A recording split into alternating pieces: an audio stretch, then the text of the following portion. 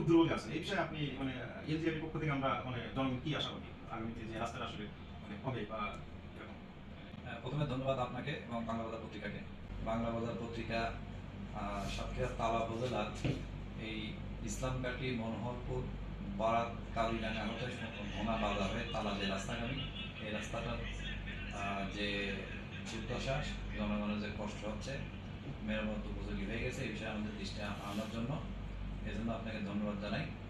আপনাদের এই রাস্তায় আশা করছি হয়তোবা আগামী 25শে সেপ্টেম্বর আমাদের সারা দেশব্যাপী যে মেইনটেনেন্স মানে তারা জনদুর্ভোগ নিয়ে আমার কাছে একটা বিষয় আলাপ করার জন্য আসছে। এটা ঘোনা বাজার শিবপুর রাস্তাটা, এটা আসলে আমাদের সাতক্ষীরা তালা উপজেলার একটা রাস্তা।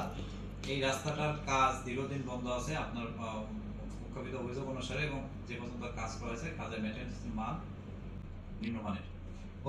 প্রথমত বলি যে এই কাজটা আসলে আরো অনেক আগে শেষ করা, চুক্তি অনুযায়ী শেষ করা হওয়ার কথা, কিন্তু চুক্তি অনুযায়ী নির্ধারিত সময় কাজটা শেষ হয় নাই। আমাদের ঠিকাদার কাজ শেষ করতে পারি না, এজন্য এলাকার জনগণ বা যারা দুর্ভোগ আছে তাদের কাছে আমি আন্তরিকভাবে দুঃখ প্রকাশ করছি। আমাদের সাতক্ষীরায় এটা সহ আরো বেশ কিছু রাস্তা আছে যে অনেকদিন ধরে এই কাজগুলো